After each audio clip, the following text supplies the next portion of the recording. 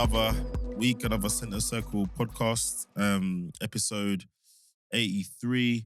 I'm here. My name is John. I'm here with Isaac and Keith. How you doing, boys? All good. Very good, very good. The weather deprived us of a shocking Merseyside derby this weekend, so we won't be talking any. Everyone's saying this, like Everton were going to give us problems. Hey, All the hope We're from these saying- rival fans. We're saying it because we knew they were going to give you zero problems. And whenever you play the replay, it's going to be even less problems. Because with them same way. Because by then, they'll probably be cut adrift. Anyway, either way, the Premiership did what it does. So we'll be talking about the 7-goal thriller down at what's it called again? It's the 3-point lane, as Chelsea like to call it. The 3-point lane. Wow. It's not White Hart Lane, is it? Was it Tottenham Hotspur Stadium? That's right. Oh yeah, we talked about it the other day. He hasn't sold the rights yet. Yeah. Yeah, it'll soon be the Fairy Liquid Stadium or something. The theatre of dreams, as it used to be known. Manchester United losing 2-3 to Forest. Arsenal with a disappointing draw down at the Cottage. Palace holding the current champions to a 2-2 draw at home. And then we'll round up the rest of the weekend's scores and then talk about something that has been talked about a few times, but it's now coming to reality, and that's going to be a big shake up of how Premiership football is going to be watched in this country. So, Spurs 3, Chelsea 4. Where do we start? Let's start with Spurs. Because it was looking good. Came out the box quickly. Kulusevski again showing good form. And we're 11 minutes in and we've got 2 goals from Spurs. Cucurella with 2 assists. No, I'm joking. He lost his footing twice and they were both the And then beginning of decided to moves. change it. Yeah. Yeah. Dominic Solanke with a good striker's finish. And then Kulusevski from Pedro Porro scoring in the 11th minute. At that point, honestly, did either of you have any faith that Spurs were going to see it all the way through? And for me, right, I think this game, if you was looking for something that portrayed Ange Postecoglou's time as a Spurs manager so far, I think this game, It's 90 minutes. in a nutshell, would be a perfect example. And you look at this first 10 games when he took over and they were flying and then they fell off. It's been pretty much like that ever since. And I think they started the game, like you said, they started very well. They took the game to Chelsea, went up quickly. All right, cool. Cucurella's mistakes. But then they just went off a cliff. And that's just, I think that is, I know the nickname has been given to them longer than Ange Postecoglou's time, but that is just the definition of Spursy for me. No, I agree, because it was a very quick game. By the time Jadon Sancho was brought them back to 2-1 on the 17th minute, it felt like I'd been watching the game for 45 minutes. Yeah. Yeah. You know, it was up, down, people making mistakes. There was some good football. I would say Chelsea probably went at it. It looked like, Spurs were winning every first ball, every second ball. They were being pretty aggressive. It's not rocket science, but it's clear part of the plan was to make sure Chelsea's players had a little time on the ball as possible. Because their defence is not the most confident in possession. And then once they kind of break through and you've got the Palmers and the Lavias on the ball and the Enzos on the ball, then you're in a bit of a problem. So that was working fine. Jadon Sancho, though, he's been showing some good form of late. Super direct on his on the fullback. Love it. Every time he gets the ball. What I said to someone today, what I like about Sancho is he knows when to pass, he knows when to run with the ball. And most times he gets that decision correct. Yeah. And Driver is his player. And then he comes in and he doesn't shoot that often, to be fair. He's always trying to lay the ball off. The one time he does, fantastic goal, to the bottom left of the Spurs goal. And then I'm like, okay, here we go. But to be fair, Spurs kind of saw out that half. But then the second half came and Chelsea just came out of the blocks. Part of it as well, it's down to the formation and the style of football that Ange likes to deploy. If you use a high line, it's inevitably, which we see week in, week out, you're going to face chances. You're going to give away chances, right? You're going to give away opportunities to the other team. And I think that high line is a lot of high pressure. So, quite early on, teams that don't start quickly come under a lot of pressure. And that's where Tottenham try to, take over the game. But what we've seen is Chelsea got hit with the pressure. They didn't handle it well, but then they warmed into the game. Yeah. Right. And then that high line, they started going, oh, you're going to do this for 90 minutes. All right, cool. We'll tweak our gameplay a little bit and then we'll... And Spurs lost Romero pretty early, 15 minutes. So I'm not his biggest fan, but there's a difference when he's playing or Jurgensen's playing. Like, it's there's a massive difference for the Spurs setup. So that's an impact as well. And then to your point, Chelsea make a sub at half time. Lavia goes off. Gusto comes on. Yeah. So allows Caicedo to move back to midfield.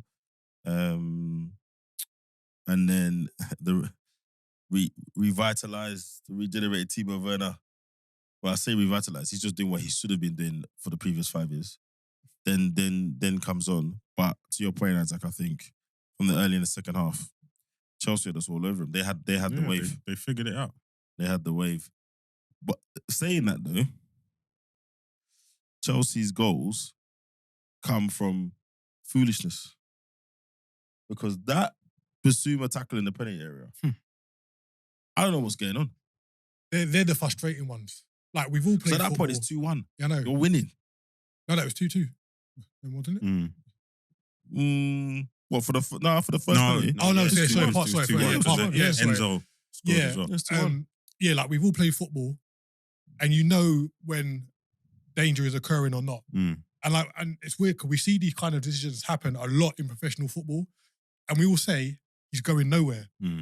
Like, he's going... It's easy for us to say that though. I know, but he's going away from goal to the corner flag. Just stand him up. You don't need to put a tackle in there, innit? And I think that will be the frustrating point for Ange and the rest of the team. Like, he doesn't need to make a tackle. I think the only kind of bail I try and shoot him is that I know in the heat of the moment, sometimes you feel like you've judged it correctly.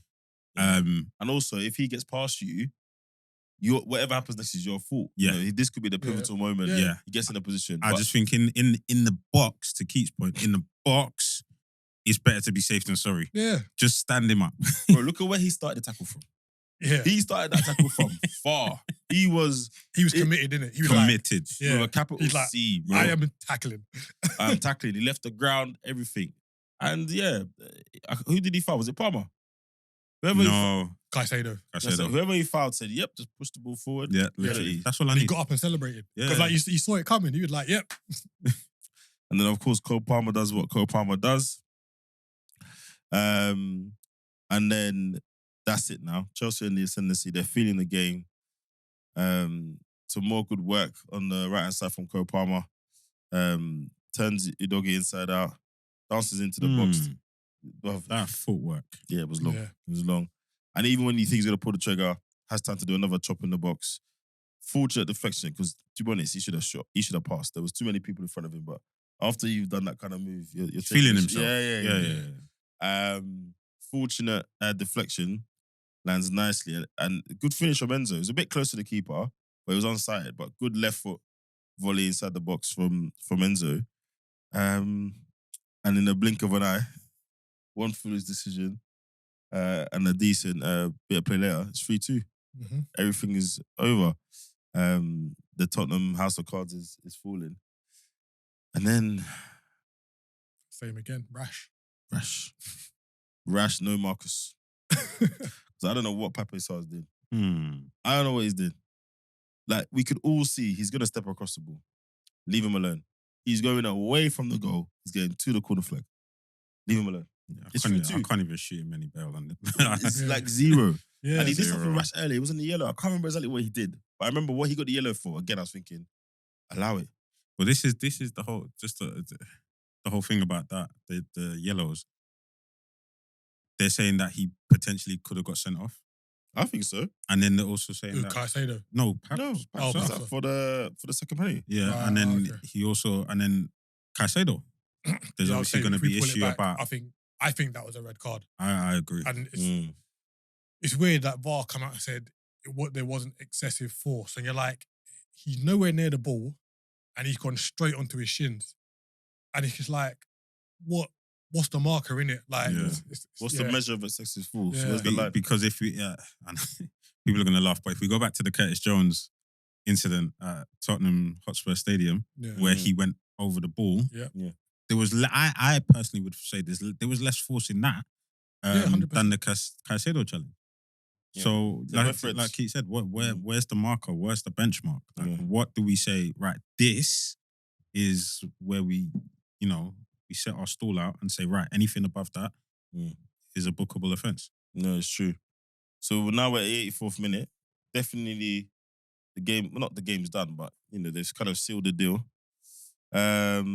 Cole Palmer has dusted himself off to take his second penalty.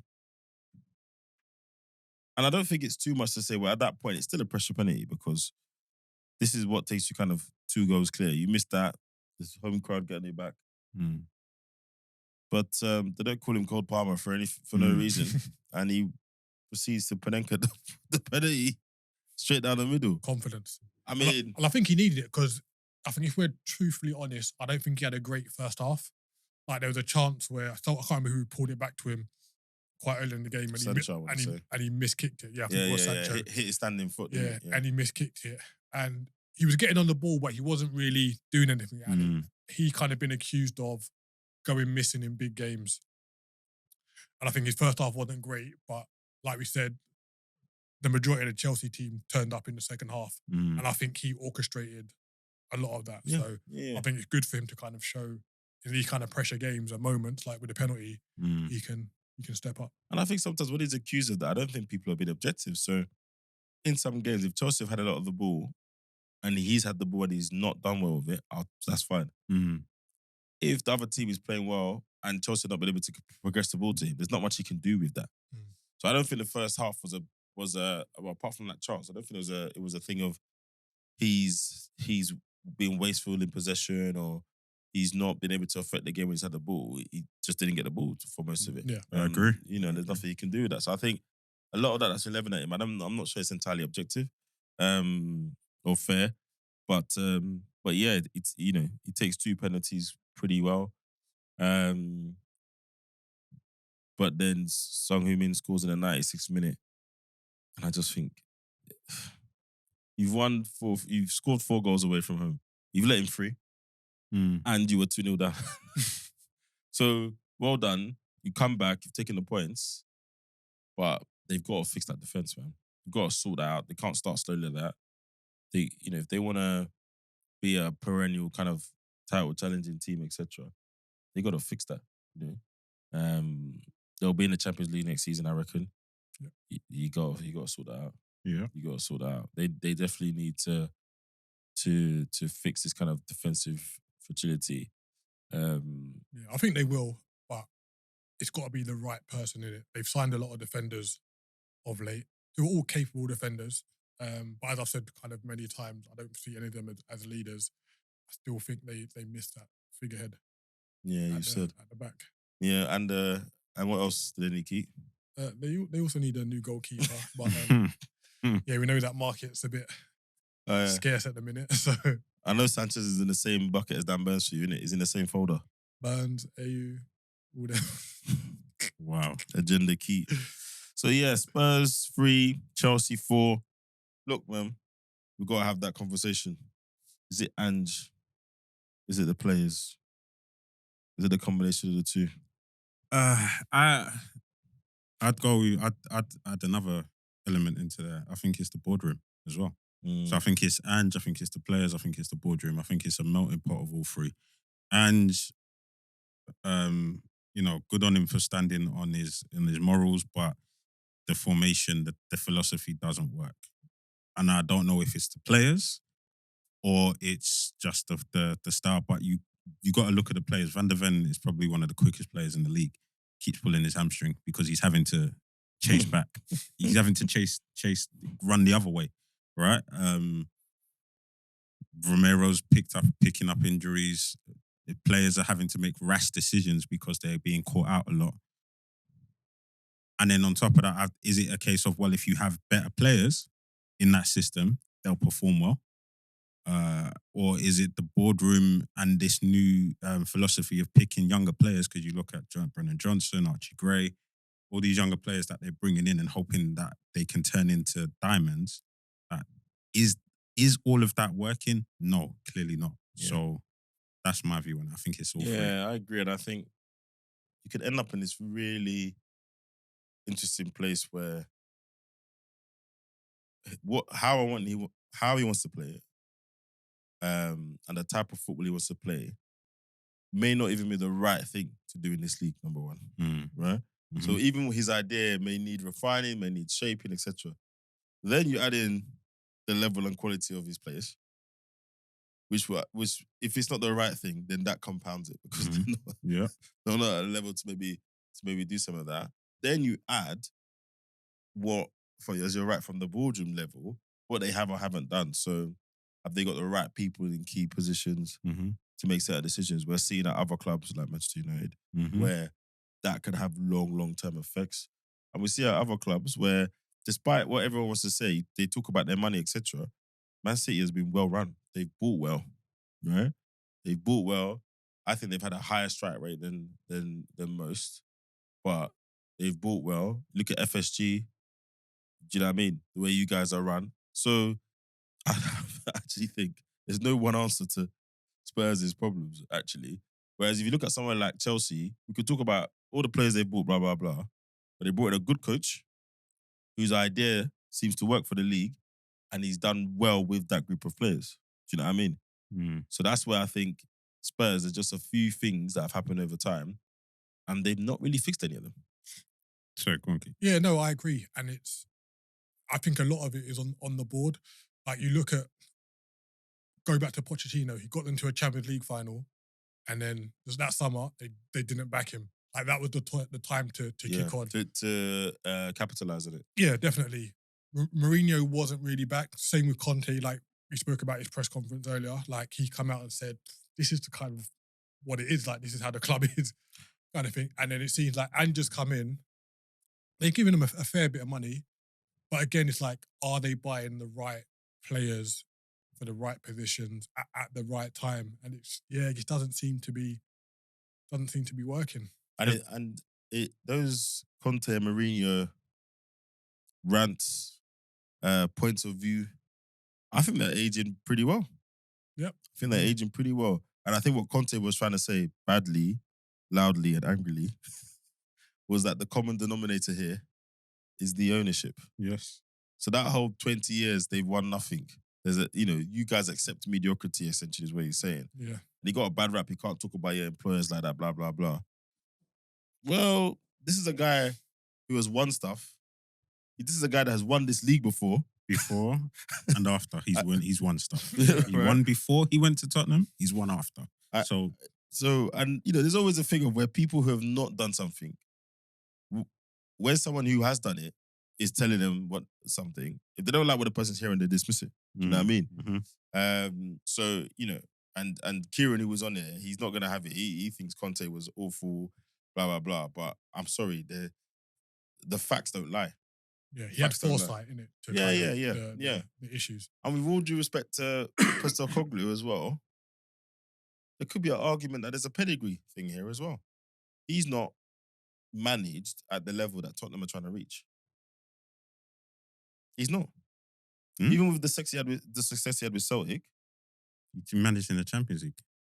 Yeah, but who with though, innit? Like, yeah. So even what do you mean? What do you mean who with? No, but I think what John's trying to say is that Tottenham are trying to be that top four, elite, consistent top four team, regular Champions League team, and he hasn't done that with an elite team. He got to a Champions League. He got to the Champions League. Celtic are not an elite team. No, Celtic are not an elite team. No, of course not. Bro, the Scottish Premier League is the equivalent of what? The Championship?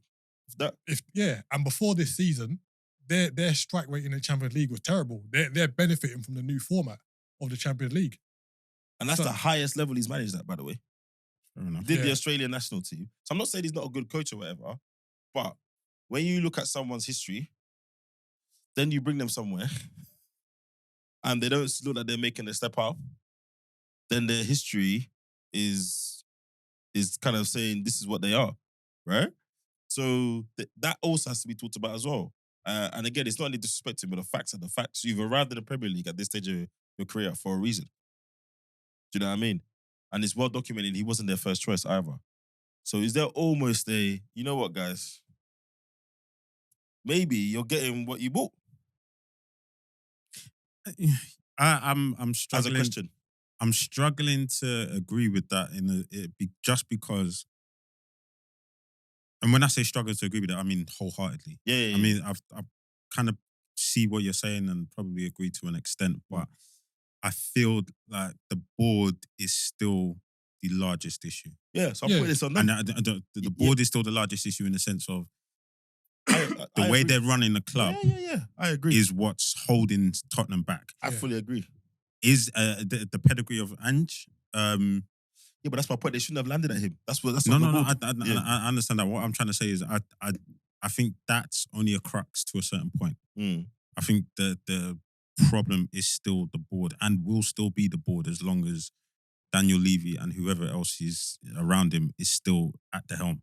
Yeah, I think they need to change their approach because again, you have managers of a certain caliber, you don't back them. You bring in a manager who just factually is not of the same caliber. You don't really, well, you do back him, but that process you use to pick the players, so I go back to the who's in what positions, whatever. Yeah, and I think you know, Brennan Johnson for 50 million, Solanke was 60 million. You know, some of these signings could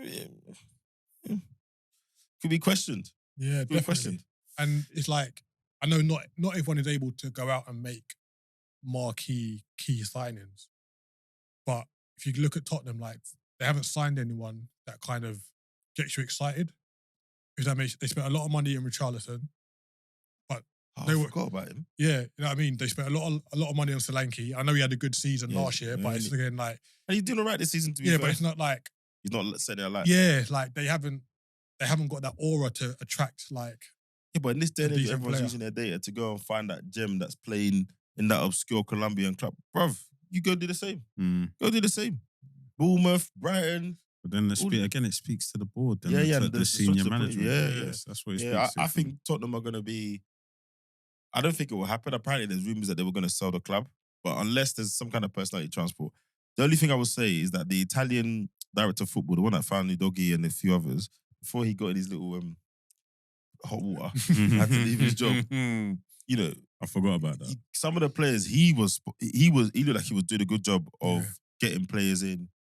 Again, getting good value for money out of players. Udogi wasn't expensive. You know, not many people could say they knew much about him before he came here. So I think that's what they're suffering from. And those people don't grow on trees, to be fair. They're hard to fight. Ask Man United again. You know, it's not easy. It's not easy. But yeah, I'm not sure if Postecoglou makes it to Christmas if this carries on. Fair enough. What do you think? Do you think it's against the state of execution? I think letting him go. Remember, it's Daniel Levy, yeah? Yeah, but I think letting him go at this point or before Christmas, either between now or Christmas or the New Year, I think they'll be shooting themselves in the foot. I think they just accept it for what it is this season, regardless of the noise coming from the fans. Just accept it for what it is and then just say, right, well, let's look to the summer. So they don't get rid of him and go get the Zerbi? Yeah, no. Yeah, I think he'll stay till the summer. Yeah. But, I think that till the summer? Yeah. Yeah. I agree. I think he'll leave in the summer. I think he might even want to go. Like, coming here is pressure, man. Like, and you can see when it was all nice and roses, he was like, yeah, it's all good. But as soon as the results dipped, and all the stuff we're saying, he's living it every day. He will know whether he's getting what he needs from the board. He will know whether actually the structure upstairs is decent. Or he will know all of that. He'll be feeling that every day. So yeah, you might be right. You might be right. But yeah, good win for Spurs. Chelsea. I mean for Chelsea, sorry. We'll have a look at the table and what that means for them. Moving on now to the infamous theatre of dreams. Manchester United 2, Nottingham Forest 3. I got a bit of stick for calling it Amarim's honeymoon. before after the pod midweek. Why would you call it a honeymoon? Huh? Why would you call it? Because I knew it was gonna end. I don't even think he had one. No, but he hadn't lost. Yeah, he hadn't lost. People said There's like a bit of a bounce. I can see the effect already. Yeah. And you could a little bit. I think the only effect you can see is the 3-4-3. Outside of that, there's nothing else. No way. A couple people were giving me, when it comes to Man United. So then Chris Woods and Forrest showed up. and I make them right. And Keith, did you see this game? I don't even know where to start with these. Look. Yeah, I saw it, and I think it goes back, like, corners are a big talking point at the minute in general, aren't they? And then if you go back to Wednesday, the defending for who scored the second? It wasn't Party. Timber? Timber, yeah. No, the defending for Timber goal, where you can clearly see they're set up for zonal marking at corners, and everyone saw the clip of Harry Maguire just kind of standing around like a scarecrow, doing nothing, and you're like, he did his job there. His zone was clear, isn't it? Hey, you see, sorry, just a slight digression. You see that zonal thing, yeah? I don't like it. That should just be called lack of accountability. Literally. Yeah. Because it literally allows you to do what Harry Maguire did. Yo, my zone's cool, so I'm not helping anyone else out. I'm not moving. And my arms are out, so this is my zone. Yeah. No one's within arm's length of me, so and this is it. And so someone else could be overloaded with 3 man, but your zone's cool, so it doesn't matter. Yeah. And then you go back to yesterday, with Forrest's goal after 90 seconds. Granted, there were more Man United defenders around the player that scored, but it's still, the ball's gone into a zone, and it's a free header from 6 yards out. Literally. And you're like, I'm with you either. Zonal marking makes no sense to me. I'm old school. You got a man, that's your man. Everyone has accountability for that man at a corner. Get in his way, bump him, whatever. Like, it's harder to do with zonal. And from then, they get on the back. I think on paper, zonal makes sense. But it's one of these things where if you don't execute it properly and react in that moment to what your opponent is doing, it can look very stupid. Do you know what I mean? So on paper, it makes sense. We do it on the ground and they do this, do that. Then you get there and they don't do anything you see on the tape. I think a lot of teams that use zonal, or the kind of idea of using zonal is with man-to-man marking, there's still that risk of, you losing your man because someone set a screen, etc. But then congestion, etc. Exactly. But then ideally, you'd expect, all right, cool. If I lose my man and he's come around off the screen and you're closer to him, just switch. Yeah. Ideally, in an ideal world, I understand it's an ideal scenario, but the other thing is what that no one's talking about. I think this is the thing with all set pieces as well. Once you have a certain level of quality in the delivery, your defensive setup, the effectiveness of it just starts going down. The better the delivery, the less effective your. I don't care how you set up, unless you're psychic. If that delivery is spot on to what they want to do, he's gonna get the header in the middle of the box, and I put it there laser. Then an individual, marking you well, tracking you well will help. But actually, with all set pieces, the advantage is to the team that's delivering that set piece, right? So if they do it to a certain level, there's not much you can do. Kind of nullifies your... Very true. Yeah, penalty is the worst example of that. But free kicks then is the next level up, and then corners is harder. But when people are delivering really, really precise deliveries, there's not much you can do. There's not much you can do. Don't help them, but do you know what I mean? 90 seconds in, Forrest are 1 up. And then Højlund, he seems to be on a decent run of form. I think he scored in the last 3 games. I still don't think he's good enough. Højlund or Xerxes, both of them have got to go. They just got it. But I think with Højlund, it's pretty much similar to what we said with Jackson last season, but the situation seems worse at Man United. He shouldn't have come in as the main striker. He should have had someone there to kind of hold his, hold his hand a little bit, to be like, right, this is a succession plan. There's an established striker here. You're going to fill this gap, where it's like now, like with Jackson last season, all the pressure's on him.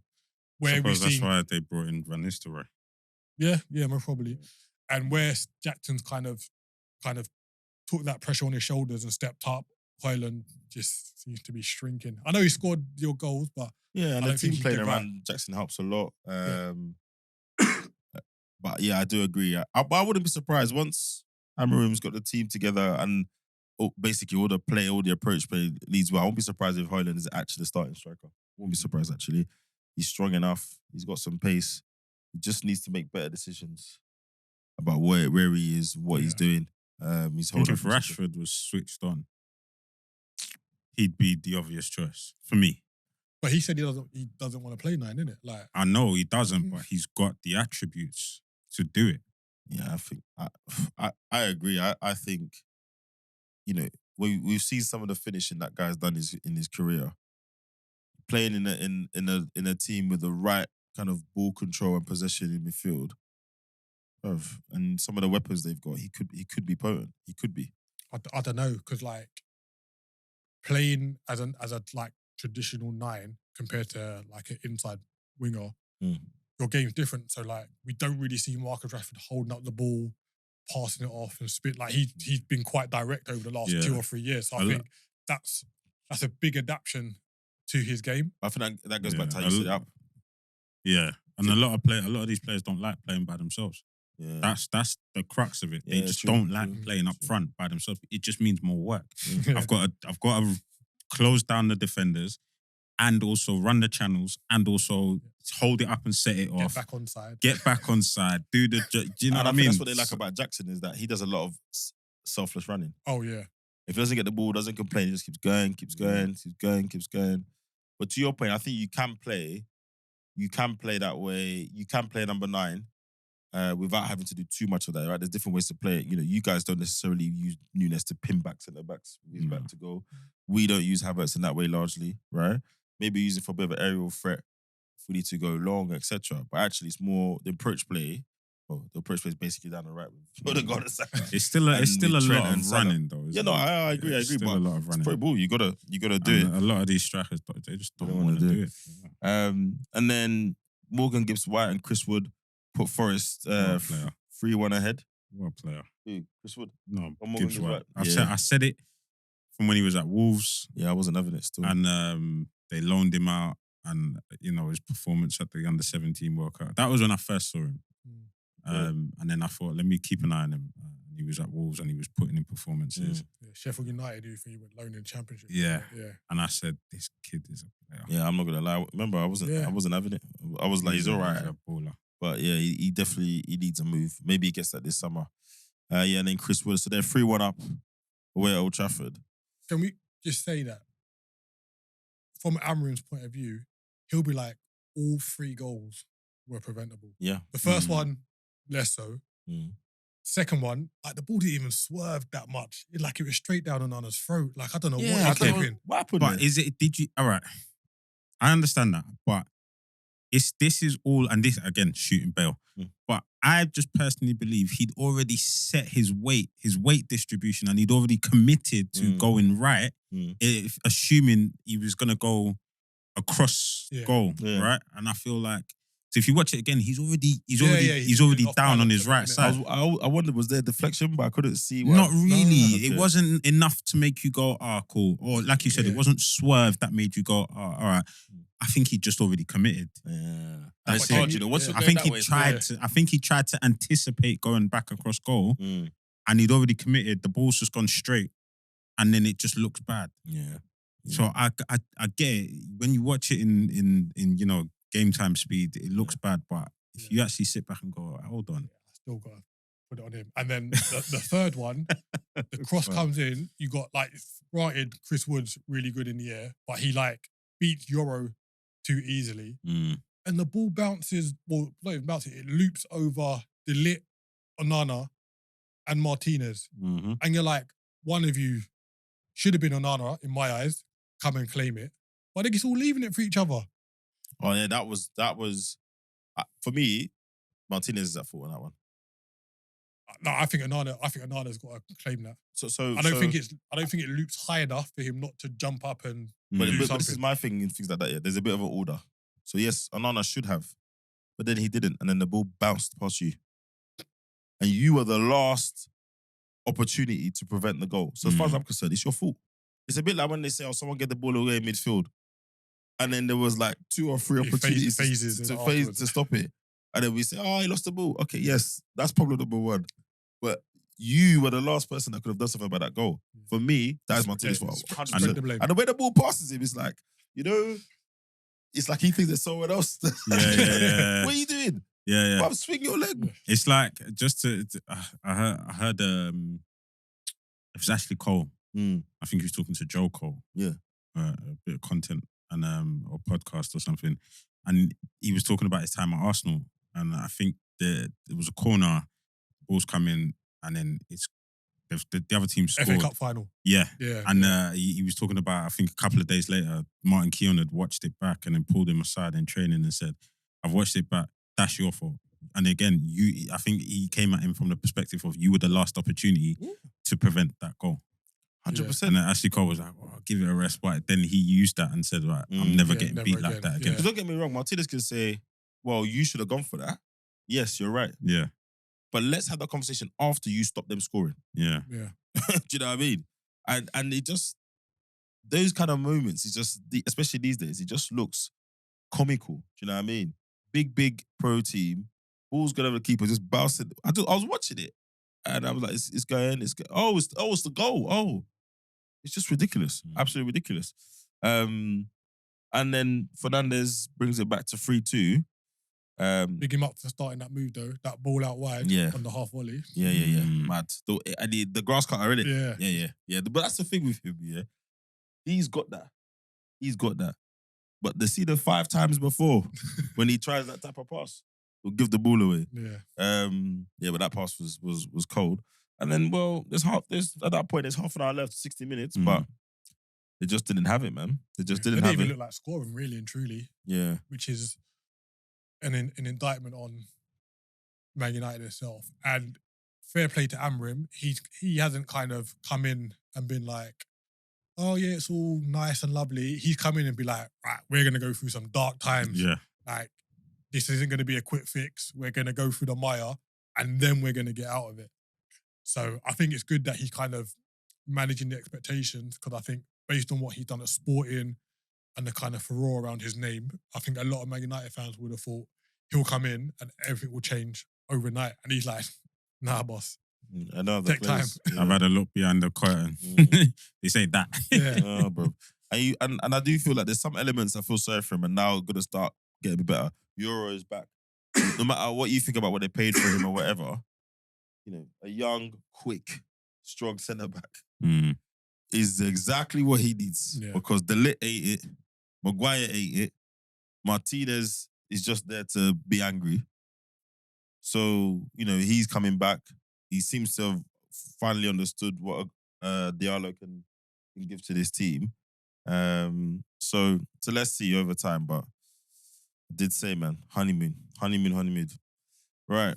Next, Fulham. We're not going to touch on the breaking news today. Yes, Mr. Ashworth. So, more boardroom talk. I was just about to say. So we've just talked about the boardroom, and it's interesting. Stability at Spurs boardroom is almost a bad thing because they keep doing the same things. Here, these lot just can't keep things stable. No. You've waited, I think they chased him for 4 or 5 months. He had to go on gardening leave. And he had to go on gardening leave. He started in July. It's now the 8th of December. And he's gone. Obviously, lots of rumours are coming out now. Everyone knows everything. They were all there in the room, it seems, right? About as to why he's left. Apparently, there was difference of opinion. He felt like he was being kept out of all the big decisions. He wanted Gareth Southgate. They wanted Amorim. I backed them on that one. There were certain players that he identified that they should come in. All of that's kind of conjecture, but if you put together some of the pieces, like you said, Ratcliffe has come out and said things there are not what they should be. Manchester United has become mediocre. There's no data analysis. Things are not at the level they should be. And he's probably thinking, we are employing some very, very well-paid people who came with big reputations, and some of this, I should start seeing some of this getting in place. There can't be no data there. I refuse to believe. Is he guilty of doing exactly what Keith just said in regards to Man United fans, where they expect instant results? You mean Sir Jim or Jim Ratcliffe? Sorry. Yeah, I think so. And really, yeah, because if you look at Ashworth's record, like he was at England. Apparently, that under 17s team that done really well. He done a lot of identifying those kind of players to be brought into the squad with Cooper. At Brighton, he identified a lot of the players who went on to be sold for a lot of money. So your Ben Whites, your McAllisters, Caicedos. Wait, hold on. See, I've heard this story. I'm not saying him alone, but he's part of the team, innit? So I'm not putting it all on him. It's been well documented that a lot of the sources of identifying those players is their player database, which Tony Bloom has cultivated and pulled together. But to Keith's point, he still has to come in and run that. I oversee it. Yeah, but I'm just making that clear because I have a slightly different view on this gentleman, but go on. That's fine. Then you go to Newcastle and then you say these signings are not they haven't performed as well as what I think he did all right there. I think he did okay. I think he did all right at Newcastle. Yeah. And I think they were hindered by the PSR. Yeah. That slowed them down. But Isak. So yeah, I'm not saying he done like I can say compared to Brighton wasn't as good. So I think he's someone who needs time. I think it was a case of you come in the summer and sign us these players, and these players are going to perform straight away. I'll be rude. I don't even think he waited until summer. I think he was wheeling and dealing with them or advising during his gardening leave. And granted, these signings don't all seem to be perfect, but you've got to wait in it. We're only in December, bro. I'll be real. I think when you're at that level, they've invested a lot of time and money with you. Like, let's think about it. All the lawyers, all that litigation with Newcastle, all that negotiating, blah, blah, blah. Yes, you need time to see the real fruits of the labour. But when you come there, you need to hit the ground running. Yeah? And if already you're making decisions that are making your employers question who they've got, I don't blame them. So, and I don't think Ratcliffe was looking at, oh yeah, I've got Ashworth now. He's going to sign 2 or 3 guys and they're going to be slapping net every week or whatever. That's not what he's saying. But you can see what someone's trying to do. You can see indications. You can see groundwork being laid, etc.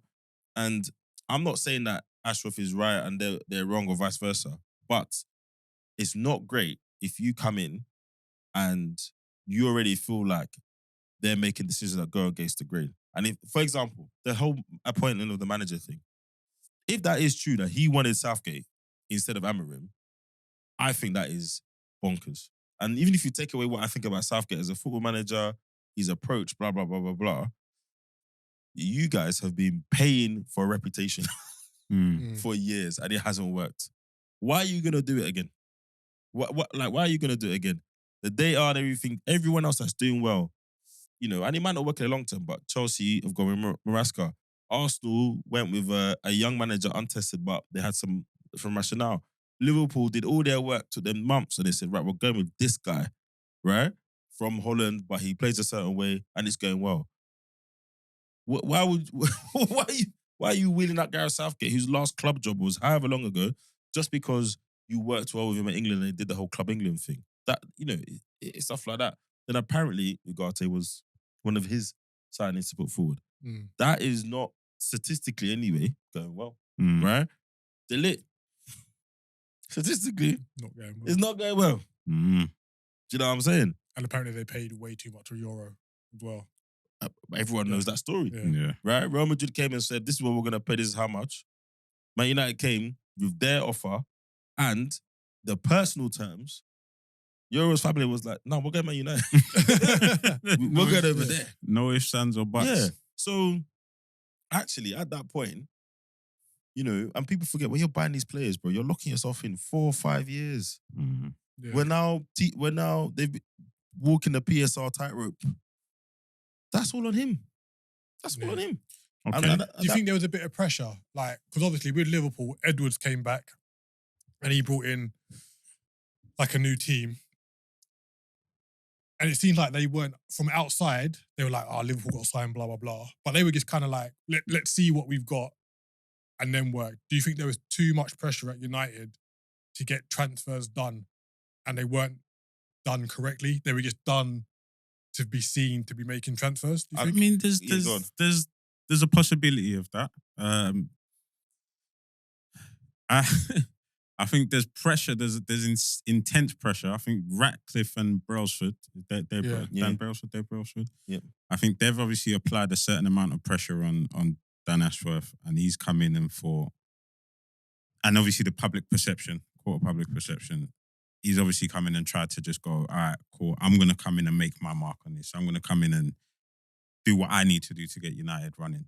Now, I don't think he's been given enough time, regardless of what's happened or so far in this probation period that he's not survived. But I just don't think they've given enough time. And to let a guy go that you've courted for so long and there was so much, noise in the media, I just think that it's insane. And to John's point about the lack of stability, it's just where do they go from here now? And what happens next? And I always felt like there were a bit too many cooks. So even, even before I knew Ineos was coming, I always found it interesting the story of Nice. What they were doing in Nice and how Brailsford came in, and obviously everyone was like, "Well, you're a cycling guy. What do you know?" And they almost had this thing of it's elite performance, all this stuff. But you kind of got this thing where you got Brailsford, then you brought in Barada as CEO, then you've got Ashworth as sporting director. They had Wilcox as technical director, right? And obviously, look, I don't know the workings of every football club, but it just felt like there was a lot of layers that we maybe don't necessarily see elsewhere in that same way. And I've read before about Brailsford almost being like Ratcliffe's man on the ground. But then if you're the CEO or the sporting director, it's like, hold on, is this my job or is this your job? Do you know what I mean? And I don't necessarily think this was all one way. I reckon Ashworth, again, if what we hear is true, would have been saying, hold on, what am I doing here then? Yeah. I recommended Southgate. I put all of this through. Why are you going for Amorim? Yeah. So it might not even be a thing of them pulling the trigger. It might be a thing of, and this happens in workplace all the time, especially at that level. Listen, I'm here for a reason. I'm here to deliver a certain thing. That's causing friction. And then they have a conversation and, this isn't working. I can't keep paying you the big bucks if... Yeah, I mean, if you look at Liverpool and you look at City, Pep had Chicky. He said, I'm only going to work with him. Right? And they've gone on to do what they've done. And they came before Pep came. Yeah. And then Liverpool, we had Edwards, he left. But then when he came back, he said, look, I'm only coming back if I have these people in place. And I'm going to run it how I want. And I think that's important because you had it's probably fans that have called it the transfer committee. Yeah. But you had a bit more of a democratic way of doing things. And even that, there was disagreements. Klopp didn't want Salah famously. He's come and he's done well. Yeah. There are people that Klopp wanted and they didn't think was the right person to come in and they still got him and vice versa. Yeah. So it's not always going to be plain sailing, but the way you do it and how you do it, I'm sure we'll find out in due time. I'm sure Ashworth will bring out a book or whatever. But whatever the reason is yet more instability at that club. If it's not managers leaving on going, if it's not players having the madness, we've now got madness upstairs. And all the clubs that we've seen sort themselves out in recent years or be moving positively in recent years, that is one thing, that's one problem they don't have. Upstairs is stable. Yeah? When it's no coincidence that when Arsenal had that Raul guy there and all of that rubbish, it was still a bit. Edu got promoted, all of that, cool. FSG have always run the club a certain way. Even when Edwards left, and we heard all of that, as soon as new club was going, they brought him back. And he's even above Liverpool now. He works at FSG level, no? Yeah. So he runs our footballing arm, and then Richard Hughes is the kind of the day-to-day Liverpool man. Yeah. So But going back to Ineos, I think when it was touted them taking over Man United, it was kind of like they're seen as saviours, taking over the footballing side from the Glazers, etc. But I think they're quickly realising that as much as a football man that Ratcliffe is, he's a businessman first and foremost. Well, is he any more of a football man than us three? No disrespect to him. He's a fan. He's a fantastic. He's a rich football fan, isn't it? Yeah. But he's not a Tony Bloom. Tony Bloom's been running Brighton Yeah. For how long? And you've seen it with like he came in and he made like a whole host of redundancies from people who have been in the club a long time. Just this week, he's hiked up the ticket prices to a standard of £66. Mid-season, you know. £66 for everyone. So Kids, adults, and concessions, OAPs. But basically, he was like, if you're going to watch Fulham and you're going to watch Man United, you should be paying more to watch Man United than Fulham. Basically, what he said. But I support Arsenal. I can't talk. I know, but our ticket prices are crazy. I know, but like coming in and being like, there's a way you do it. And £66, like in this day and age, £66 is a lot of money for everyone. That's like a dad and 2 kids. You're looking at 190 something. Yeah, that's like nearly £200. So I think a lot of Man United fans are realising it's not going to be what they thought when he brought his shirt. But these things are only matter, and this sounds going to sound really bad, but these things always only matter when your team's not winning. Yeah. When the team's winning, people will complain about this and that, but they'll talk it up. It will be full every week. And bro, everyone has to remember, he paid a lot of money to get this seat at the table. They're looking at that Excel spreadsheet morning, noon, and night. Yeah. So he doesn't get it. Why does it need to be bloated? Why do we need Phil in admin who's been there 20 years? No, thanks, Phil. Thanks for your service. Hold it. So he's not gonna have that sentimental view when he's paid. I think it might have been 9 figures. He might have been over 100 million to get in there, a few hundred million to get in there. So it is what it is. But yeah, you guys are right. And I think to the point that Isaac made about Spurs is very prevalent at Man United. Might be a different reason, but it's the same thing. They got to sort that out. And maybe now they've got the right amount of people. Maybe it was one layer too many. Maybe Wilcox steps up and takes that. I don't know. Yeah. But mate, they got to sort it out quick. And that's before Amorim comes with his shopping list. I says, guys, this is who I need to get rid of and that. And even if we look at that team, if you look at the team that started today, I mean, who do you guys keep? Who gets out of the current squad? Who stays? I'm gonna run through some names. You give me a yes or no. Yeah? Or no? So you mean in the squad or for the first team? Well, I'm gonna go with the squad. I'm gonna go through the squad that was available to play today. Okay. Yeah. Because now you can have everyone and their mum on the bench because of the 5 subs. No. Yeah. Yeah. No, you struggle to say yeah. Yeah. Nah, I'll keep him. Yeah. All right, cool. Delete. No. Martinez. No. Yeah. Yeah, I'm saying yeah. Euro. Yeah. Yeah. Diallo. Yes. Yep. Easy. Not even yep. Yes. Okay. Darlow. No. No. Okay, I was gonna say. Ugarte. No. He has to stay anyway. They just got him. No one's buying him. Yeah. Kobe. Menu. Yes. Yes. Fernandez. Yep. Yes. No. Wow. Hoyland. No. No. Yeah. Yeah. Given time. I'm saying yeah. Garnacho. Yes. Yeah, given time. I think yes. Not gonna bother with the subkeeper. Mazwari. Yeah. Yes. That's the one good signing they made. You know? Yeah. I rate him. He's good. Maguire. No. You know. No. Is he one of them that got a new contract when he shouldn't have? Because he can't be cheap. Yeah. Probably. He must, because he's 30, he won 32. He must be end the contract this season or next season. Anyway, Malacia. No. It's hard. He hasn't played, innit? Yeah, I'm not sure. Yeah, Nah. like you got to give him time. Availability is the best ability. Yeah, true. Boy, I don't know what's been going on with him. He just came out of nowhere. New manager, and he came back Like, I'm fit. with his mad hair. It looked like he's been in rehab or something. It's crazy. Do you see? If you just showed me a picture and said who's that, I wouldn't have known it was him. He looks different. Mason Mount. No way. I think he Amorim stays, yes. likes him. Amorim really likes him. I'm saying yeah. I think he keeps him. I'm saying yes. Amorim really I don't likes see you getting any. The amount of effort, because Mason Mount's thing was always without the ball, and that's what these managers like Amorim like. I reckon he keeps him. Ericsson. No, got to go. He's too old. him. Casemiro. No, got to go. Oh, Deadwood. Marcus Rashford. Nah, they need to get rid of him. Yeah, His wages and his wages compared to his output, yeah. it's not lining up. I'm sorry. I'm saying no, but realistically, I don't see him going anywhere. I don't see him going anywhere. No one's going to give him the money he's on now. Is he going to take a pay cut?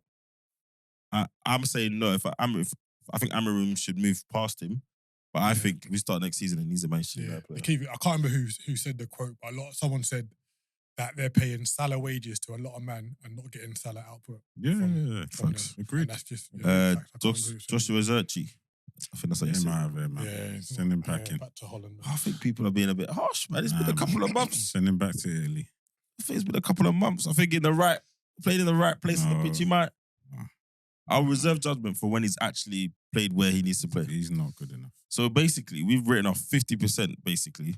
50-60% of everyone that was available today. Yes, that's fine. I think we call that major surgery. Yeah, but if you look at Chelsea's squad now to what, 2 seasons ago? Yeah.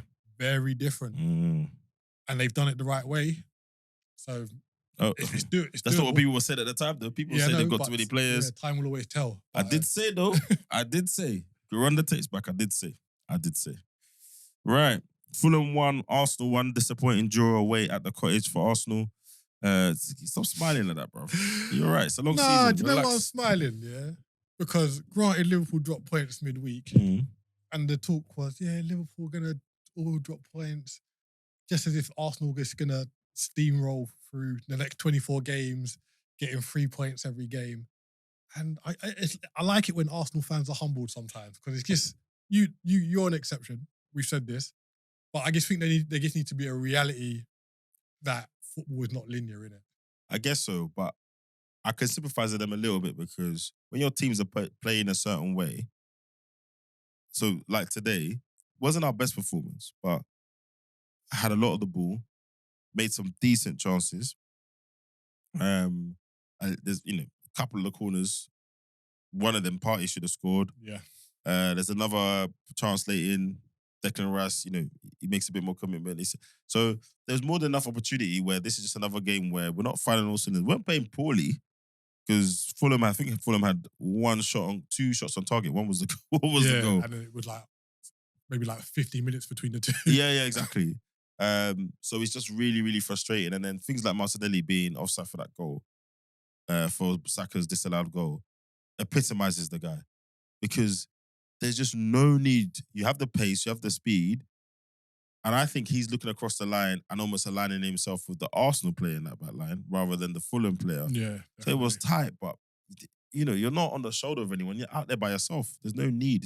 And those are the small things, those are the small differences. Yeah, but to your point though, if you rewind to the start of the game, you lot came out of the blocks really fast.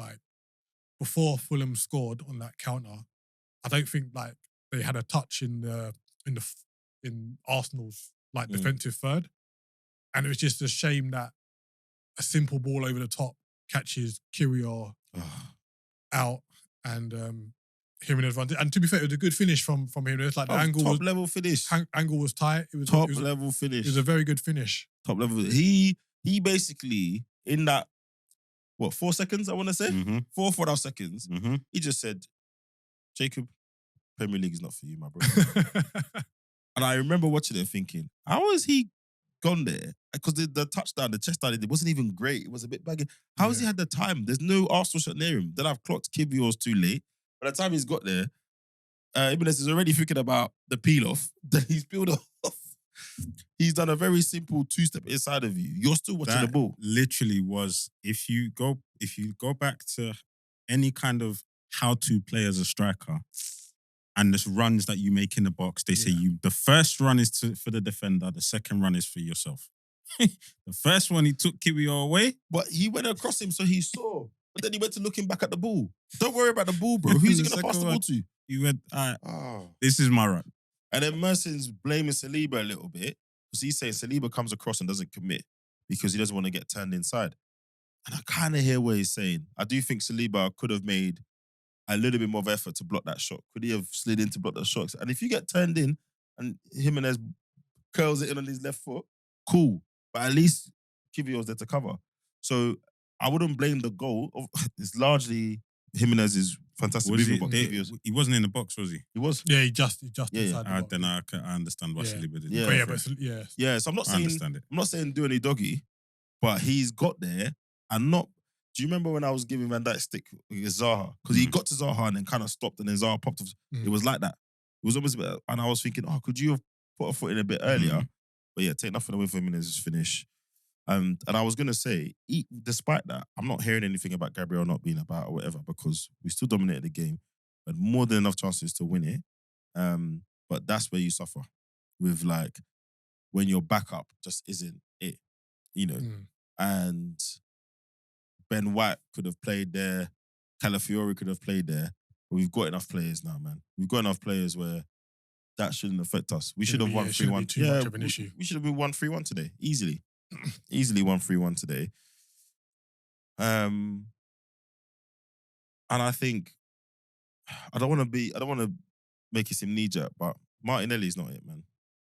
We need an upgrade on that side that basically means the level of quality across the front is more balanced than it now. Are you going to go out in the market and find another Saka? No, you're not. But you don't have to be Saka to be an effective Premiership player that 100%. Gives good output every week. You don't. There's plenty of players that are not Saka that are doing that every single week. Do you know what I mean? And Trossard, I don't think he's much better, to be honest. Yes, I know Martinelli gives you a lot off the ball, but again, there are plenty of players that will work their socks off. And I think Martinelli, that left wing forward area, has to be an area for upgrade next summer. And at some point, Sterling needs to start warming up to the Arteta way and start adding value to the team. Because if you look at... Do you think there's even anything for him to offer? Who's Sterling? Yeah. I'm not sure, bro. I think he's still got it in the tank. I think it's worth a look. Like you say, Trossard and Martinelli are not pulling up trees on that left-hand side. So why not just play him and just see what he can come up with? Is without the ball. That's the only thing. That's the only thing I'll give Martinelli. And with the ball. Yeah, but he's got a habit of just can he be much forcing worse? Stuff. Can he be much worse than Martinelli right now? And then just turning over the ball. Remember, Martinelli came on to be an impact. And granted, if he wasn't marginally offside, he would have had that impact. Yeah. But other than that, every time he had the ball, Tete wasn't really troubled. Like, Tete kind of boxed him up. So, yeah, I think Martinelli is... I think his time might be up. And to your point, I think I see Sterling's value possibly... This might sound rude, but this is not how I mean it, but it's almost... One thing that Arteta hasn't done well in the last couple of seasons is cup competitions. Let's keep it a buck, right? By the time you get to January at those times, the reason why we're flying is because we're out of the cup. We're out of the cups. There's no FA Cup. We did have Champions League. Yeah. The League Cup's done. So those are the kind of games where, Sterling can come in, make sure there's a level of experience, level of quality, even in the FA Cup games. But I read an article recently that said, you know what? When you've got someone like Sterling in your squad, if he contributes in just between 5 and 10 games at the business end of the season, the entire loan has been worth it. So even if it takes him, because he's had a torrid time at Chelsea, even if it takes him, quite a while to warm up and get in, and he's coming on 60, 70 minutes, or he's starting certain games against the Southamptons or whatever, and he's making impact, that's when the loan pays off. So I'm biding my time. I'll make my judgment at the end of the season. But right now, it's Martinelli or Trossard, and neither of them fill me with any... like they're going to be super incisive enough. Trossard's a little bit more clinical at the moment, but some of his decision-making with the ball drives me nuts. And defensively, he doesn't give you the same coverage as Martinelli. So I think in the summer, that's the area. I don't want to see any more defenders. I don't want to see any more defensive midfielders. I don't want to see anybody that plays most of their business behind the halfway line. I want to see attacking players being linked with the club. That's what I need, personally. Yeah, 100%.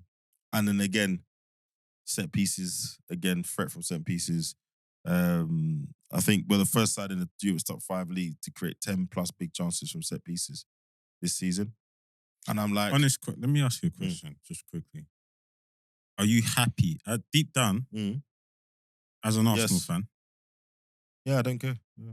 As long as the ball goes in the net, it's relax. Nah, man. No, relax. Because you see like Saka's goal at the end? Yeah. That's still there.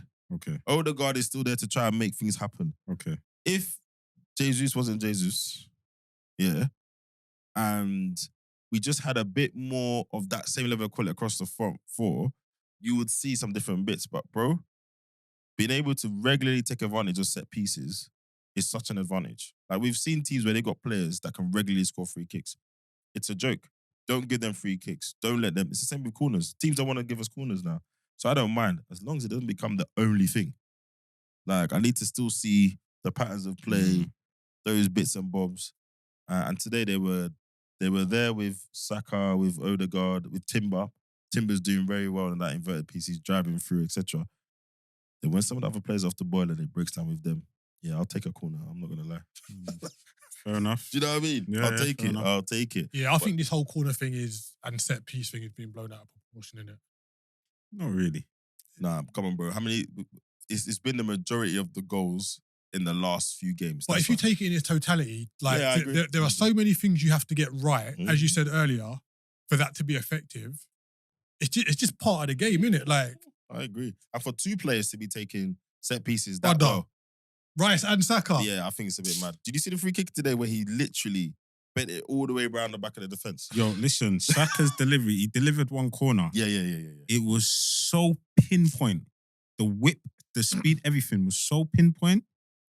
Brother. It's Yeah. Deserved the goal. And it's the crazy. free kicks as well. Like I remember your second goal against us earlier this season. When we gave the free kick away where we did, I was like, Rice is just gonna whip this in. Yeah, it's long. And it's just like, pew. Yeah, it's mad. Like, and I actually think a lot of people talk about the set piece coach and how they set. I reckon they spend as much time on the delivery as they do on the pieces where everyone's got on. oh yeah, of course. Because that level of repetition is mental, absolutely mental. So yeah, look, bro, I don't mind it as long as it doesn't become the main way. So if you said to me this season we become a set piece team just to win the league this season, I'll take it. I'm not gonna lie. We can be boring, but is that gonna be the standard? We're gonna go to San Siro on a Wednesday and try and do that? No, I'm not on that still. I'm not. Don't go Bernabeu and be waiting for us to get a corner so Gabriel can head it in. I'm not involved in But I that. think the fact that Liverpool didn't play, Man City dropped points yesterday, would be very annoying for the Arsenal contingent that they didn't capitalise. Yeah. And Chelsea winning after that as Yeah, well. fellow Arsenal fans were saying that today, and I was just like, look, you know what? If you watch the game and we're this side of Christmas, we didn't lose, we still put a point on the board. I just think with 23, 24 games to go, it's just too knee-jerk, bruv. It's just too knee-jerk. And I'm not sure. You say that though, but we had a chat at the start of the season about points, dropping points already, like how costly it can be. But now, with everything that's going on now, I think I was right with what I was saying, that it felt irrational, and it was. Because at that time, you lot were winning every week. We were like, well, we can't lose. Then you draw to Newcastle, right? Which, again, it's a game you could have lost, a game you could have won, right? Then you pull out a good win in the week. But there's just so much football to be played. And the league standard is way, way, way high. You don't get the condensation, the density in the table and the points that you get. Bruv, I don't know, man. I just think it's too early to be crying foul play. And I don't know whether your game in hand is an advantage or disadvantage yet. We have to see how the other games go. Because the pressure builds different. And people say, like, and I'm one of them, I prefer points on the board than a game in hand. Of course, like, of course. 100%. But if you don't keep winning, then that game in hand is almost a free hit. Do you see what I'm saying? If you keep winning, that's the game where you can buckle a bit. However, you don't even need to lose. All you need to do is get a couple of draws.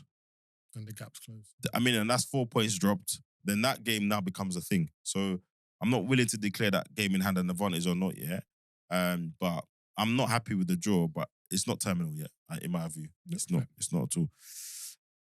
So yeah, the saga continues. However, talking about City, Crystal Palace 2, Manchester City 2. I mean, Crystal Palace, why don't you do this against the teams that you need to do this around you? Yeah, but it's big. It's the big game bounce.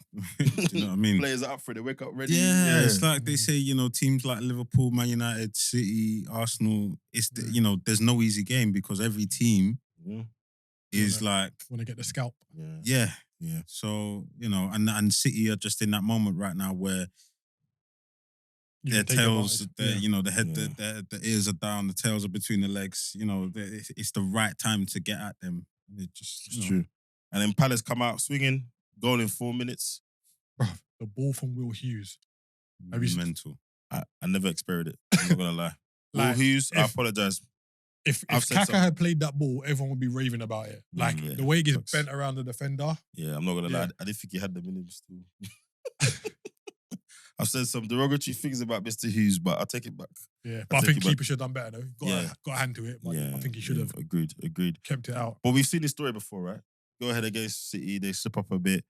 Haaland equalises 30th minute. I'm like, okay, are we seeing a bit of the old? Clearly not, because then Crystal Palace go back in front, 56th minute. Second half comes out, it's almost Will Hughes again. And then I'm thinking, but it's still City. And it's Palace, they're not being great. Rico Lewis, great finish. Good build up as well. Yeah, really That's good. Quick. Yeah, nice play. into play. And then that was it. And then he gets sent off in the 84th minute. Harsh. I think it was harsh as well. I think he got fouled, to be honest. Yeah. I agree. And I think that's not a great result for City at all. They're only 2 points behind Arsenal, but actually Arsenal aren't their problem. Liverpool's their problem. Chelsea's their problem. I think I said it before. Whoever's first or second, they need to catch whoever's second and then, you know, but they're not that far behind. Yeah. When you look at what their form is. There's got to be something going on with a few players, because he played Nunes out wide left twice now, and it just hasn't been affected. Like, I watched this game and I'm just like, granted, Doku can be a bit inconsistent. Grealish hasn't stepped up, but they've got to be a better option wide left than Nunes, who is more of a cultured central role player. So I think this is just a Pep thing. I'm Pep, I know what I'm doing. Honestly, I think that's what it is. There's no other. Grealish is not injured. Doku comes on and, well, he played midweek and played well, right? I think he set up De Bruyne for his goal. So I just think this is a thing of Pep's. Like, I've analysed the game. I've had a look. This is the team that's gonna win. This is it. It's a bit. It's mental. But I'm not writing them off yet. I'm really not. in terms of what? In terms of- Challenging? in terms of actually challenging for the title. I'm not writing them off yet. I'm not writing them off yet. We'll get through December. We'll see where I go. Get through December. You know, everyone's got a lot Manchester of derby things. next weekend. Bruv, Could be. it's 23 games to play. 23 games. It's a lot of games. Yeah, it is. It's a lot of games, bro. It's a lot of games. Palace, I don't know, man. They're not going to get relegated, but I think they need You to. say that, but they're 4 points behind Ipswich. And I know Ipswich aren't exactly picking up the points they need to, but I don't know. I don't know if I'm confident enough to say. They're 17th. I'm not confident enough to say they're not getting relegated. Do you know I'm disappointed in the most with Palace, Eze? Really? Why? Okay, so Zaha was there at first, and they said, Zaha needed to leave to allow Eze and Elise to step up and become, the players that we all think they can be. Zaha left, they did. Yep. Elise's gone. And I know there was some talk about Eze also going, and then he signed a contract and decided to stay. But now it's your team. Now the burden is on your shoulders to carry this team forward. The same way Zaha did, the same way essentially other players before you have. I wasn't going to say Elise because it was a tandem act. Yeah. And he's just, I don't know if it's because I'm sure there was an injury at some point, right? Yeah, he just came back from injury 2 games ago. So he But hasn't even played for some before time. then, he wasn't pulling up trees either. Do you think I know he's got to warm back into it, but it's just not necessarily. He's not really shown much. Yeah, he's not on the same level that he played at last season. So not even like a little spark or nothing. He just looks like he just coasts through games. Do you think the team around him is at the required level for him to do that though? No, but with pretty much with the same team, he was performing. No, but Elise better. makes a massive difference. Elise makes a huge In the sense of him difference. taking off the burden. burden? Yeah. Because he's like another outlet, innit? It's like where, Saka Odegaard vibes. Do you know what I mean? So are we saying that for Eze to perform, he needs someone else No, I just think that in the team that's going to carry? Yeah, he might not take be some of a the limelight. star player. Yeah. He might just be someone that works functionally in a good system with other players of his level in the team. And right now, they haven't really got that. Like, to be fair, Sarr has played okay the last couple games, but he's taken a while to get his feet warm. Let's not talk about Eddie. Will Hughes is He's not levels. Hughes is very hot and cold. So, yeah, he just might need someone to. And I know Adam Wharton hasn't been there in the middle as well. He's been injured, so. And I just need someone to G you up sometimes, don't you? Yeah, but I think that's fair, and I guess to your point, when he's loses a bit of form or he's not in a hot streak, you can tell because he's the main guy for them, right? Yeah. Mateta's the other one, scored a great goal in the week. But if he's another one they rely on. Got sidelined a bit for Nketiah because he was the new signing, lots of money. But he's another one that needs to start firing as well. They lose Anderson, which I think has been a massive loss for them. Massive. Absolutely huge. And even Gay's not even been of his usual standard of like last season. Like he looks like a shadow of the player that was arguably England's best player at the Euros. Yeah. And I only say that as well, just to clarify. I only say that because I think Eze's such a talent. Yeah, I think he's such a top player. I think it goes back again. This is not the episode of Director Footballs, but if you look at Mr. Friedman, on a paper basis, he's done fantastic, right? Some of the players he's brought in at a certain value and sold them on, the numbers are crazy. Anderson, Elise, you know, he's done some really profitable moves. However, you need to have a team that could still deliver in the Prem. I mean, if Elise leaves this team, if Eze leaves this team, I'm not entirely sure what he would bring in to replace him. He hasn't got a history of bringing in the next thing. It's not like Brighton, but they'll sell someone, they'll bring on someone whose name they've never heard of, can't produce.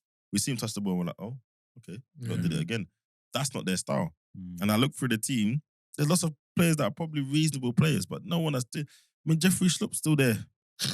Nathaniel Klein is still there. With all due respect. The man is still there on your bench. They got this Kamada guy who looks all right, seeing flashes here and there, but he's not pulling up the trees that people expect. Error prone as well. Yeah, exactly. You got Decore there. They bought him, I want to say, a couple of seasons ago. Again, not pulled up many trees. You got this Justin Devaney, the U player, or the one that scored his first goal over there, yeah. And then obviously, Nketiah, to be honest, you can't fault him. He looked like he needed to be in another Prem team scoring goals, and he's not paid back his investment. So I think he'll be out the Prem next season. Yeah. Nketiah. No. On the loan. I don't think so. I think he'll be given time. I think his next transfer, if he doesn't buck up his ideas, his next transfer is Championship team. I think with that investment, you can't write it off after one season, even if he doesn't score. Well, at Crystal Palace, they can't write off it ever. He's got to work out. Yeah. yeah. They can't write off ever. That's a big investment for them. So yeah. What's next? So just running up the rest of the games, Villa got a 1-0 home win against Southampton. John Duran, a nice curler to the side netting. His goal-to-minute ratio is ridiculous. Why did Ollie Watkins start? Was he injured? No, No, on the bench. just rested? Yeah. All right, Unai. They should have won when by you- more though. Like Rodgers and Watkins were quite wasteful in the second half. Yeah. But that win was much needed. Yep. Brentford 4, Newcastle 2. G-Tech, they're sitting in the water over there, man. Bruv, I had Hella no goals. faith. I didn't have any of these guys in my fantasy team. Nothing. Big up Thomas Frank, bro. Trust me. Adrian's not here to spew his Adrian. Thomas Frank. Anti-Thomas Frank. Yeah, anti-Thomas Frank rhetoric. But yeah, I mean, they really spread their goals today. Mbeumo, Wissa, Nathan Collins, and that shade again on the score sheet. Norgard with an assist, Mbeumo with an assist. That team is pairing, man. When at home, yeah. G-Tech, yeah. Isak and Harvey Barnes with the replies for Newcastle. But Newcastle just going through a bit of a... I don't understand. You can play like that against... Maybe it's the whole home and away thing again. You can play like that against Liverpool. You can't deal with a Brentford team that, you know, league-wise, is not exactly doing anything crazy. But yeah, that's a bad loss for Newcastle. 4-2 thumping. Brentford are now 9th. Yeah, they're Brentford are now 9th, just below Bournemouth. So big win for them. Newcastle are 12th. Not good. And again, we talk about, you know, the points is being very dense, but actually, it's starting to filter out a little bit. Spurs are 11th. Sorry, I had to get that in there. Ipswich 1, Bournemouth 2. Bournemouth win again. Ipswich went ahead in the 21st minute, Connor Chaplin. But Enes Unai scores in the 87th minute. And then Outtro scores in the 95th minute. Yeah, poor defending for Very both those Bournemouth Yeah, goals. very poor. Shocking. They'll be very disappointed. And I think in that one, just quickly, you could see just the experience took over. Yeah. I think it was just like Ipswich were up, they were G'd up. Look, it's Bournemouth, maybe we can get a win here. You saw that in the initial play, they went ahead, etc. But then over time, just experience, that Prem level, regular Prem level experience just took over. Nice. So yeah, Bournemouth marching ahead. Yeah, Irola, just saying. Just quickly as well. Lopetegui's killing my rep over there, but Irola's keeping me alive. So I don't know how I came across this, but did you see that Iraola was at New York City in the midfield of Iraola, Lampard and Pirlo? No way. Serious? What, when Vieira was the manager? Or something? I can't remember. When Lampard went over there. Yeah. Like that first wave of new MLS. That's mad still. That's crazy. With David Villa up top. Jeez. Yeah. I don't know how I came across it. I think I looked at my phone and I, pressed it onto it by accident. But I was looking at New York City, Iraola's career history. It was New York. I was like, oh, let me go and look at his last squad. It's so funny you say that. Some of the pre-match content before the Chelsea-Tottenham game, talking to Maresca, right? And I didn't realise that he played at a very decent level. Yeah, so really? Him and Conte. He was in the Juventus team. Conte was the captain. Yeah. Oh, see. Yeah. So he's played at a very decent level. I didn't know him as a player. So yeah, they're showing, kind of showing the squad pictures or whatever. And they said to him, what was Conte like as a player? I said, listen, you see how he's on the sideline? That's how he was as a player. That's how he was on the pitch. Just shouting at the Very pitch. demanding. So yeah, it's interesting. There's all these players that obviously we don't live and breathe like Italian football and all these and Spanish football. But all our favourite players from that era, I'm sure if we went back and look at their 11s, we'll see some people that we know now because they're managers, coaches, etc. That's interesting. Lastly, Leicester 2, Brighton 2. New manager bounce. Listen, that recovery, Leicester, 2-0 down after 79 minutes. Jamie Vardy with a great finish, 86th minute. And then Bobby De Cordova-Reid, them syllables, boy. 91st minute to bring it back 2-2 after Tariq Lamptey had given Brighton the lead with a wicked left foot curler, far post. Some will say he didn't mean it. They're haters. Is there a conversation to be had about Hertzler? Brighton don't look too good under him. I don't think you can, like first season, he's doing all right. Like he did come out and say after the game, we need to be a bit more, what's the word I'm looking for? Sensible with their game management. Because 2-0 up with 5 minutes to go, you'd expect your team to kind of get it over the line. But how many points behind top 4 are they? They're 3 points behind top 4. Yeah, like I don't think 7th. Yeah. I think they're doing all right, man. They're doing all right. I don't think anyone from outside of Brighton would have said this guy would kind of effectively just kind of continue what De Zerbi has done. Yeah. Yeah, and also I think this is his first, kind of top level job as well. Top level club. He's done all right. I think he's done very well. And as we always talk about, they've got a lot of inexperienced players, so good quality but inexperienced, and he's organising them in a certain way. So consistency needs to come, I guess. I mean, Spurs, anyone that's more consistent than Spurs with half their resources, I'm leaving them alone. Do you know what I mean? For real. However, Brighton did spend 200 million this summer. Yeah. So let's not forget that context. That context there. So that's all the Premiership roundup. I think the winner this weekend is Liverpool, and they didn't kick a ball. So sad times, but we'll see what happens in round 16. There's one more game to be played tomorrow, which is West Ham v Wolves. Wasn't entirely sure that our game was going to go ahead after the sad news of Antonio and his serious car crash, but it looks like that game will still go ahead. There's been more positive news. He was awake and communicating on the day of the crash, and they've said he's already had a procedure. They called it lower limb, so somewhere in his legs. They had an operation today, and they will be giving us news about his recovery. So get well soon. Yeah, get well, man. And speedy recovery. Yeah, man. And then that game will go ahead tomorrow.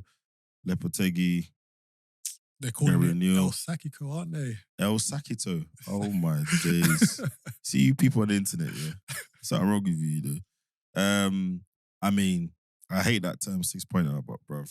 Yeah. I think Lopetegui's under more pressure than O'Neill for this. I would agree. Yeah. I would say so. And he's at home as well. Yeah. It's going to be an emotional now, obviously. Mikel Antonio, etc. But I don't think he can afford any more L's in that column. Not anymore. Yeah. Right, lastly, just to move away from the games, there's been lots of talk recently because the Premier League member clubs have voted to move away from their production company. And what that means for those of you that don't know, obviously in the UK, we have rights holders, so people like Sky, TNT, Amazon, and they produce a lot of the content that we see. They get their own pundits in the studio, etc.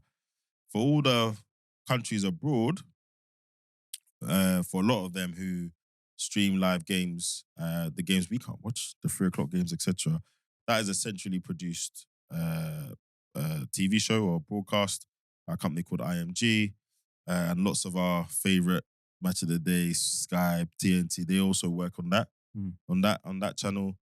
Some people do their own setup. NBC, for example, with my colleague does Champions League, but they have their own people. The Premier League have decided that they're not going to use IMG anymore. They're going to do their own productions. They're going to set up their own production company, keep it in-house. And that has led to a lot of talk about, well, is it now time for Premiership, broadcasting to now go direct to consumer? Which I don't think will happen here in the UK because Sky and these guys have already paid all their money. But I don't think it'll happen anytime soon, but I think eventually it will. In the UK? Yeah. Yeah, so I guess what they need to then balance is, and when we say direct to consumer, again, it's is there effectively going to be a Netflix style Premiership platform? Yeah. You go in there, you watch what you want, when you want it. And when I was watching the Amazon Prime coverage this week, it was almost a little bit of a glimpse into that, right? Well, that's what's kind of driven the discussions, right? Because there's a lot of things on there that we don't normally get. So, you click on there, you can get a quick run through of all the goals, no matter at what point. So I joined the game late, you can click on that and get that run through. They'll do picture in picture, so lots of little things. But in the UK, by law, 3:00 games cannot be broadcast because there's a fear that it will diminish the attendance at games and the game experience. We've touched on it on the podcast before, hypothetically, but now it's pretty real. I think it'll probably take them, Premiership a couple of years to set up this production company. What do you guys think? Do you think we should move with the times, or some things should just be kept as they are? I think this should have been done years ago. Really? Yeah. I understand the premise of the 3 p.m. blackout in the sense that they feel like more people will stay home, and then a lot of teams, especially the lower level teams or teams that don't have that rely heavily on match day revenue, will suffer if people have the opportunity to watch these 3 p.m. kickoffs at home. I disagree with that. I think there will be an element of people that will go, oh yeah, maybe you can catch this at home, but I think you will still get the fans that go to games. I mean, let's be honest, games that sell out or don't have the tickets sell out quickly, you still get loads of people that still want to come, right? But just at that point, though, do you think some of that demand diminishes because now I can watch that game at my leisure, and also with the way ticket prices are going as well? Well, I think it will go hand in hand, right? I think if we give the fans the opportunity to watch that game at home, clubs are going to be forced to have to address the ticket prices. Okay. Because if we keep pulling them up, then yes, you're going to see a lack of attendance. But if you hold them or drop them, then I think that will obviously pull fans in. Because it's gonna have to go hand in hand. Yeah, definitely. But to be honest, just so quickly, I think the way these prices are going, though, bro.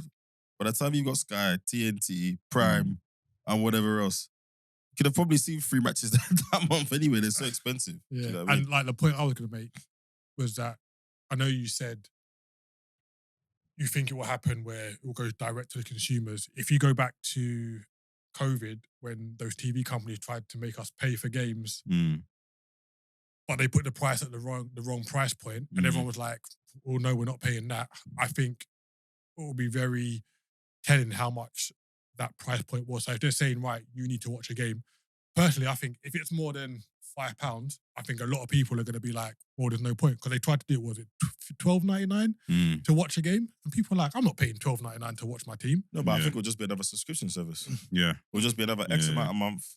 You can watch the 3 p.m. games. Actually, as I'm talking it through with you guys, I think, unfortunately, it's going to be even more fragmented. So I think what could possibly happen is Sky and everyone keep their games. They stream, Premier League just stream the 3 o'clock games. And it may just start as highlights or something. I'm not sure, but I just think it'll be another subscription. 20, 25 quid a month for that platform. And I think that's what they'll do. I don't think they'll make you pay per game. They might do that, a bit like Now TV had a bit of a pass. Well, they're looking at the same format as the League Pass, the NBA. Yeah, NBA League Pass. And how does that work? It's a subscription base. I think it's I can't remember. It's something small. It's not drastic. It's not like what TNT or Sky do. It's something like you can get a day pass, or you can get a season pass, or you can even, I think, someone correct me in the comments if I'm wrong, or I'll look it up myself, but you can just subscribe to a certain team, you know. That's an interesting I think that's the model that they were looking at.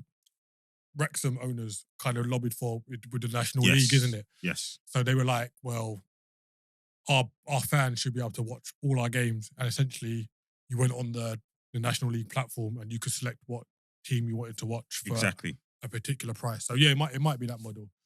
But yeah, I think it needs to be looked at, because people who want to watch games live will go and watch a game live regardless. Like, you get a much better experience watching a game in a stadium than you do at home. So I think people are just gonna watch it regardless. Yeah, and I think to the point as I was making, so NBA League Pass, which I didn't realise they did for the UK market as well. Yeah, £17 a month. You can watch every game live or on demand, plus NBA TV coverage, so their punditry, etc. If you want a premium, this allows you to download the games to watch them later. And you can watch it live on up to 3 devices. So, and I think that it come in, the reason why it's so cheap like that is because the NBA is direct to the NBA. Yeah, exactly. Right? The NBA are not paying Sky or whoever the broadcast, a middle cut, right? So the whole point of doing it themselves is saying, look, we get the money directly, so we can charge you less. Yeah, it's going to be interesting, I think.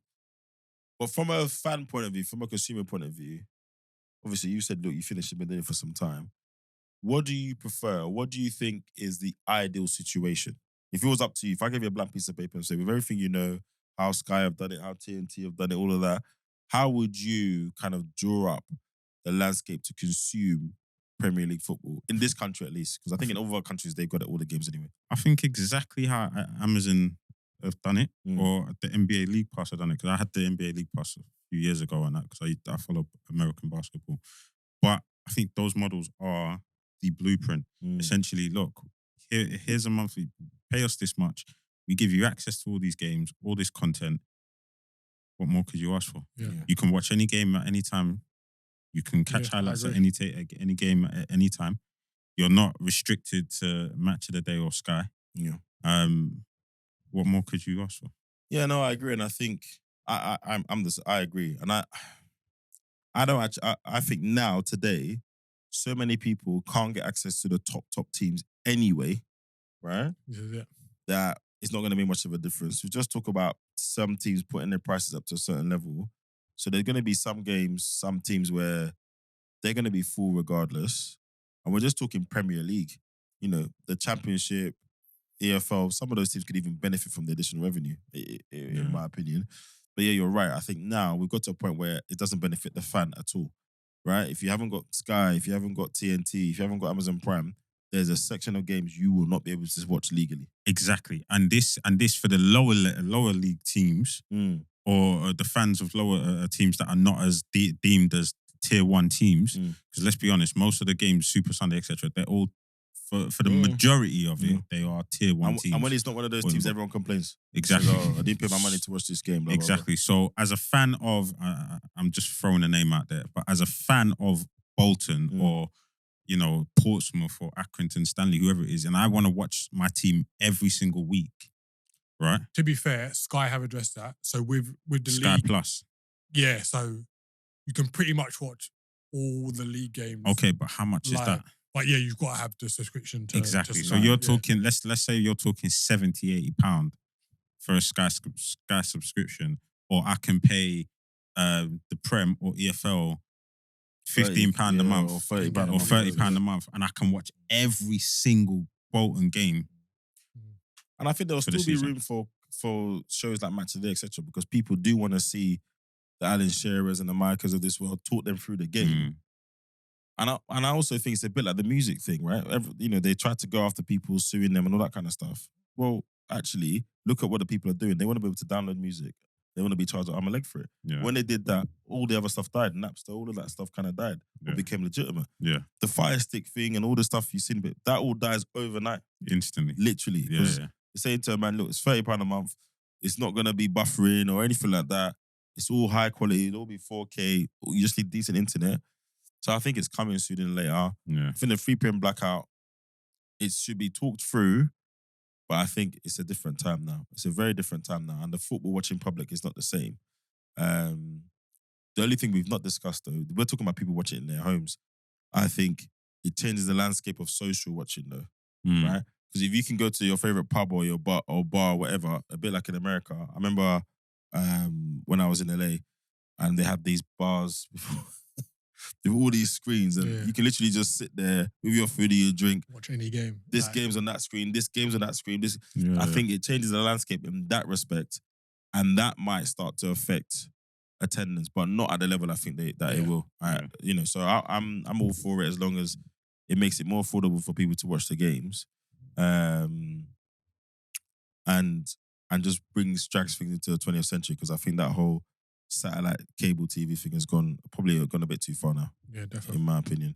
And it needs to stop feeding the Gary Neville cabal as well. All right. That's it. As always, please like, share, subscribe. And we'll be back next week. Peace.